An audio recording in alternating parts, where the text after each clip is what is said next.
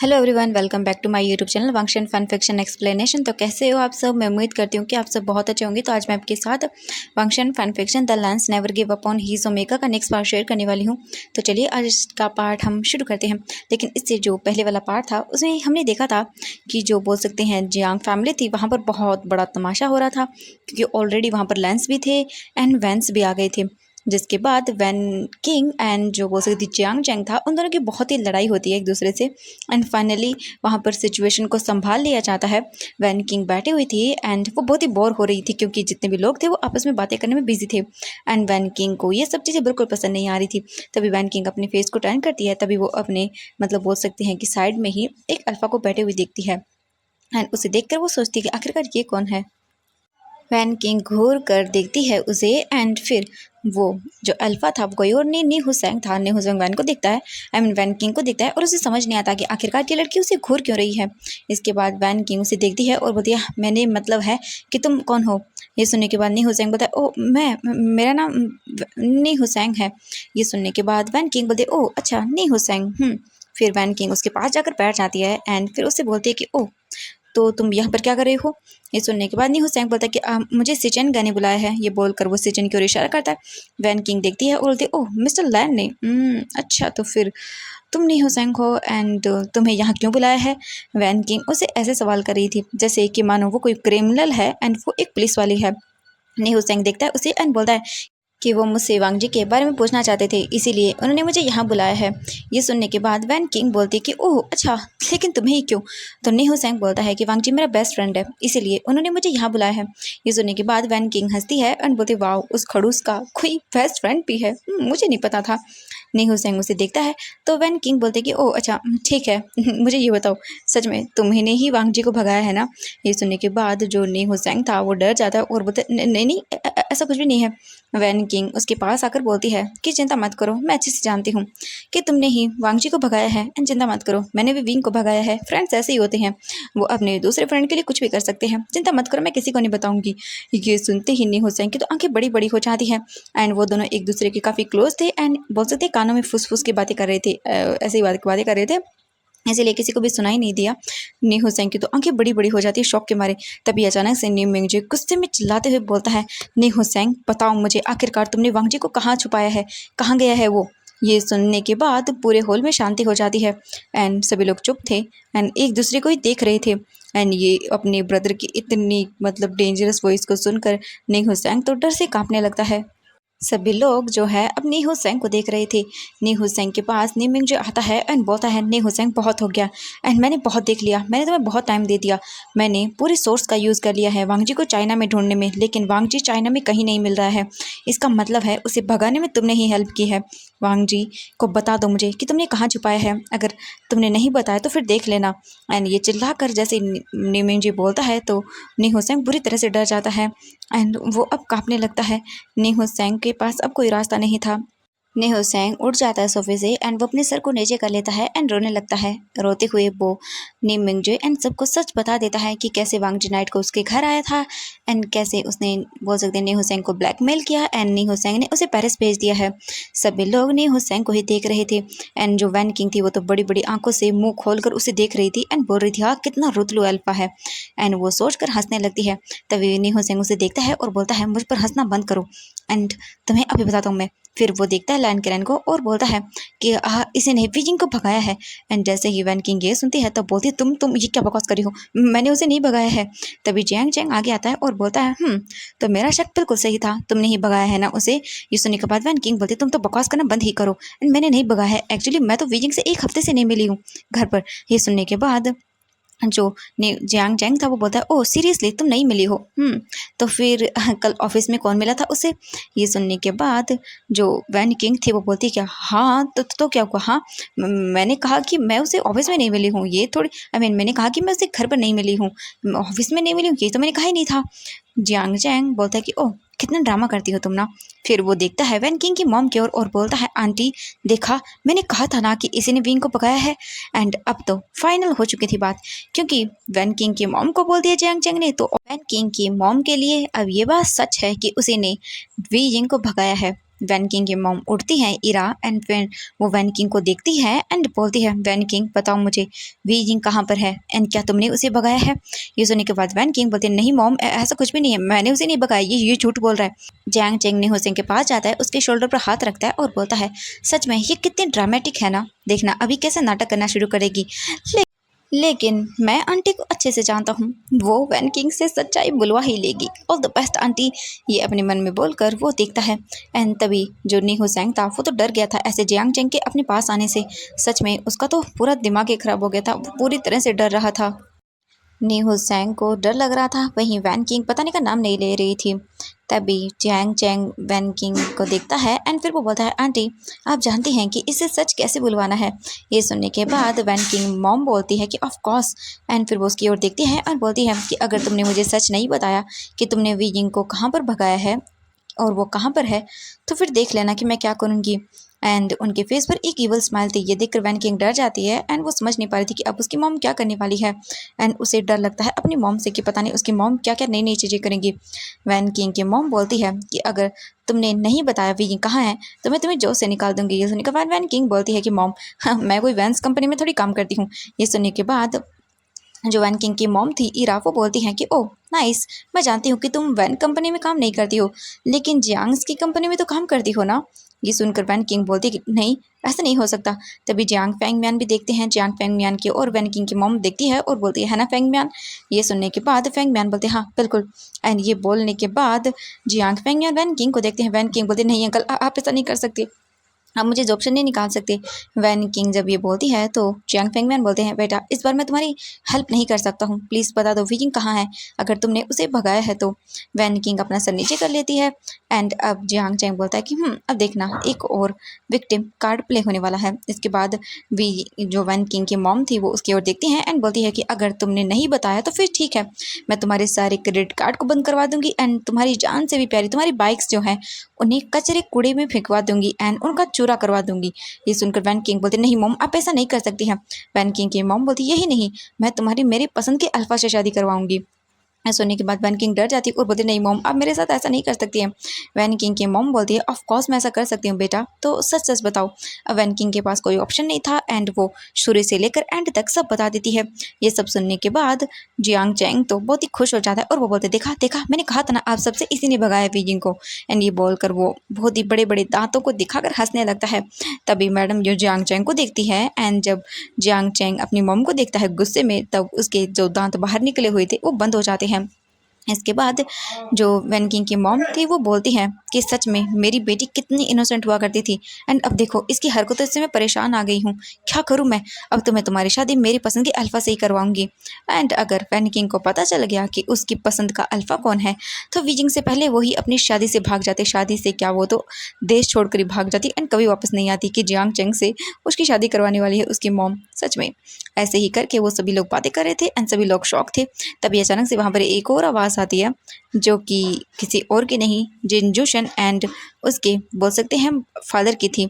वहाँ पर जिनजूशन आता है एंड यानली को हक करता है एंड फिर लायन किरण देखता है एंड वो बोलता है कि ओह आप यहाँ पर, कि डरन तुम यहाँ पर, तो फिर वो बातें करने लगते हैं एंड जो जिन जोशन के डैड थे उन्हें भी सभी चीज़ें पता चल जाती हैं एंड वो लोग बातें ही कर रहे थे। तभी अचानक से टीवी में एक न्यूज़ फ्लैश होती है एंड जैसे ही सब लोग न्यूज़ को देखते हैं तब उनका ध्यान टीवी की ओर चला जाता है।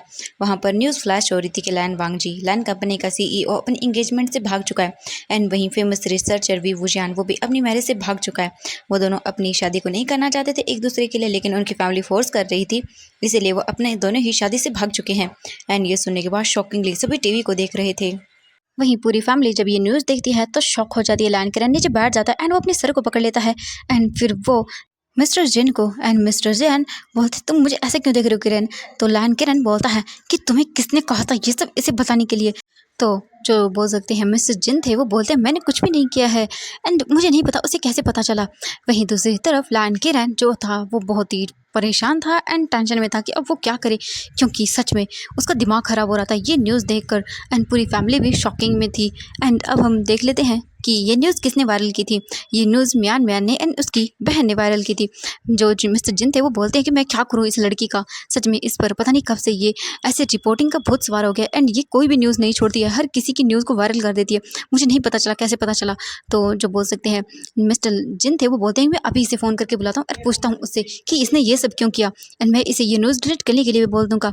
इसके बाद जैसे ही जो मिस्टर जिन थे वो फ़ोन को करने वाले थे, तभी जिन जोशन रोक देता और बोलता डैड आप मत करिए, क्योंकि आपके बुलाने से पर हो सकता है वो न आए, तो मैं उसे कॉल करता हूँ। इसके बाद जिन जोशन कॉल करता है और बोलता है हेलो मैन मैन, तुम एक काम करो, जियांग पेंग मैन जो अंकल है हमारे वहाँ पर आ जाओ, क्योंकि वहाँ पर हम सभी लोग आए हैं एंड मैं यानली से मिलने के लिए आया था यहाँ पर, तो यानली तुम्हें मिस करिए तो तुम आ जाओगी ना? ये सुनने के बाद म्यान मैन बोलते ओके गा मैं आ रही हूँ, एंड वो आने के लिए मान जाती है। इसके बाद हम देखते हैं वो सभी लोग टेंशन में थे एंड उनका दिमाग खराब हो रहा था कि आखिरकार अब वो क्या करें, पूरी दुनिया के अंदर ये न्यूज़ वायरल हो रही है। थोड़ी देर के बाद म्यान मैन भी वहाँ पर आ जाती है एंड वो सबके सामने खड़ी हुई थी, एंड फिर उसे भी डांट लगाई जाती है कि उसने इस न्यूज़ को क्यों फैलाया, तो वो बता देती है कि उसने इस न्यूज़ को बस ऐसे ही फैला दिया था अपने चैनल को नंबर 1 बनाने के लिए। इसके बाद उसे डांट लगाई जाती है एंड उस न्यूज़ को डिलीट करवाने के लिए भी बोल दिया जाता है, एंड फिर वो ऐसा ही करती है। अब हम जान लेते हैं इसे ये पता कैसे चला।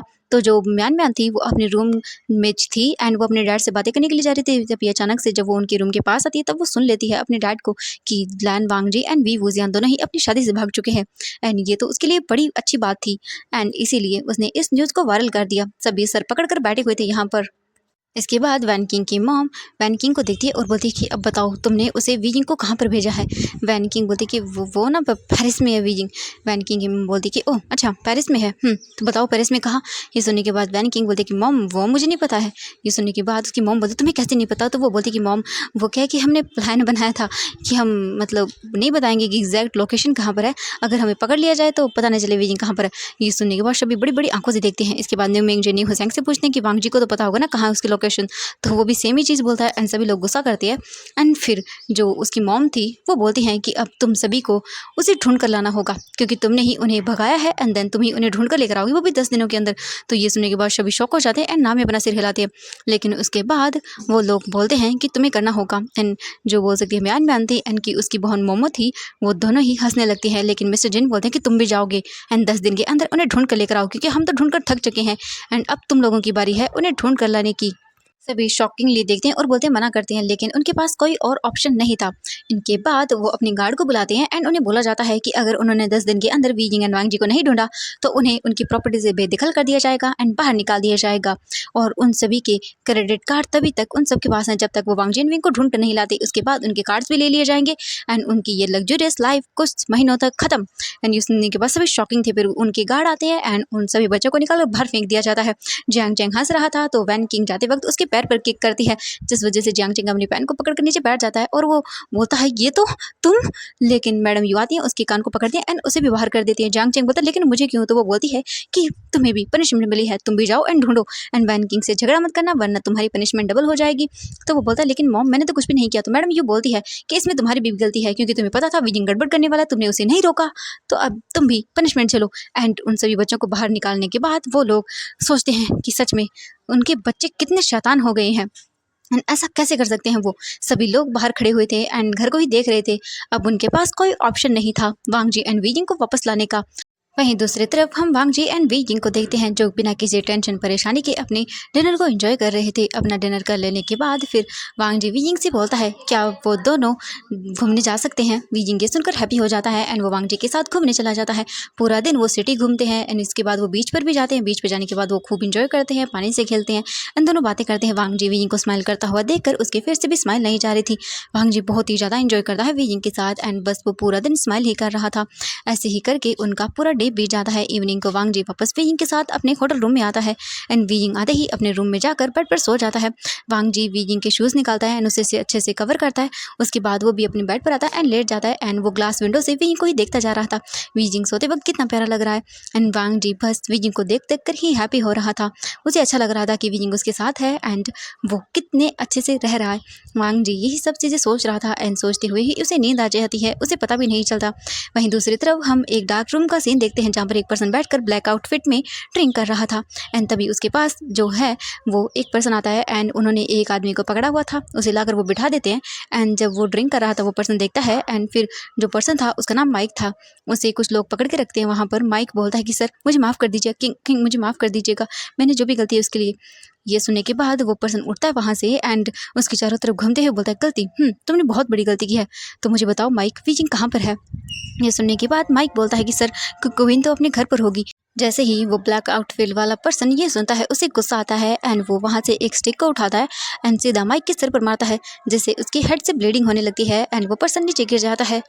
उसके सामने जो पर्सन बैठा हुआ था वो कोई और नहीं सिजुई था। सिजुई उसे देखता है एंड फिर वहाँ पर जो मैंग याओ था उसे इशारा करता है।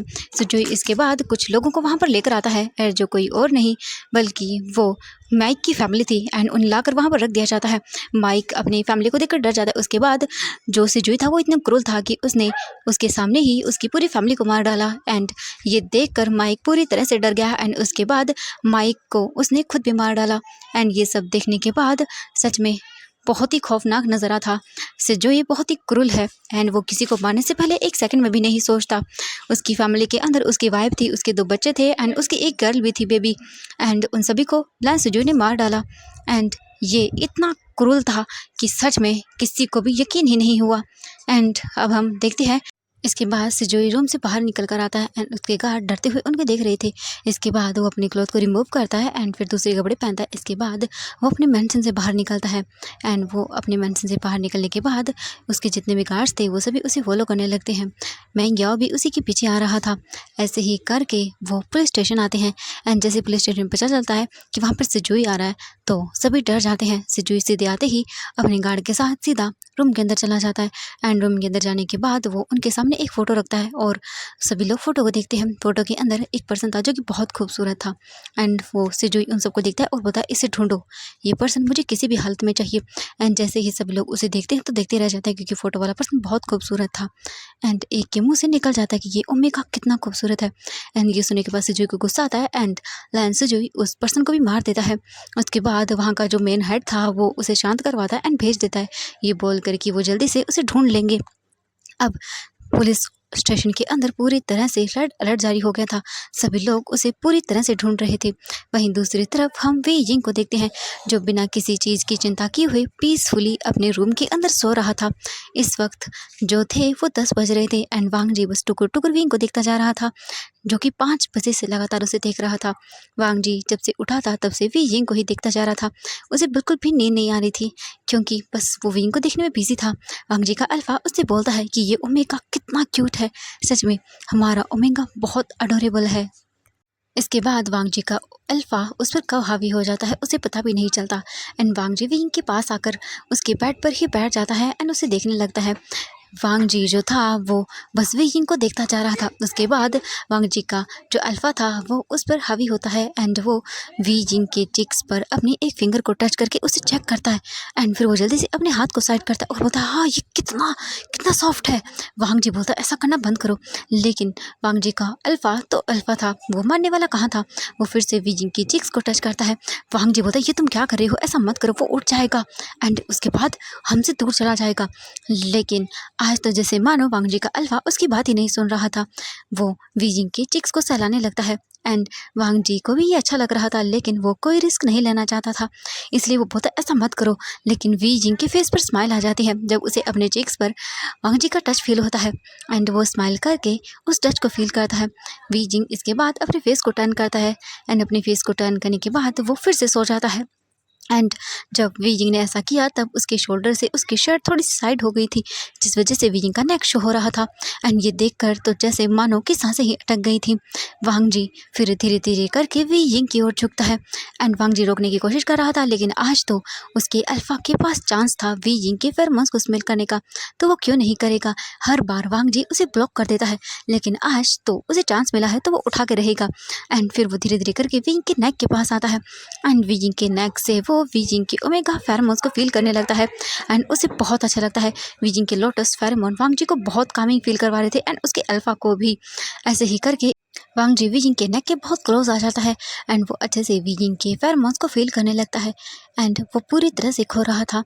वांग जी जो था वो अपने अल्फा को कंट्रोल नहीं कर पा रहा था। वांग जी देखता है कि वो अल्फा क्या करने वाला है।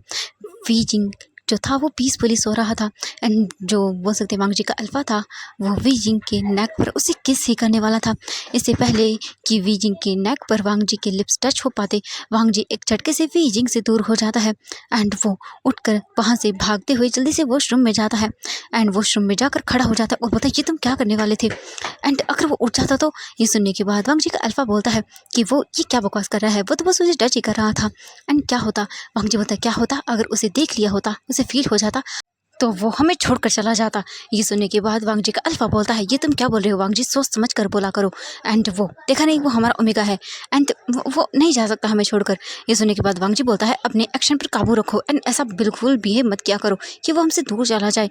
वांग जी का अल्फा बोलता है कि वो ऐसा नहीं करेगा क्योंकि वो हमारा ओमेगा है एंड वो देखा ना तुमने वो रिएक्ट कर रहा है। वांग जी बोलता है नहीं वो बिल्कुल भी हमारे लिए फीलिंग्स नहीं रख रहा है, बस वो तुम्हारी हरकतों की वजह से अट्रैक्ट हो रहा है।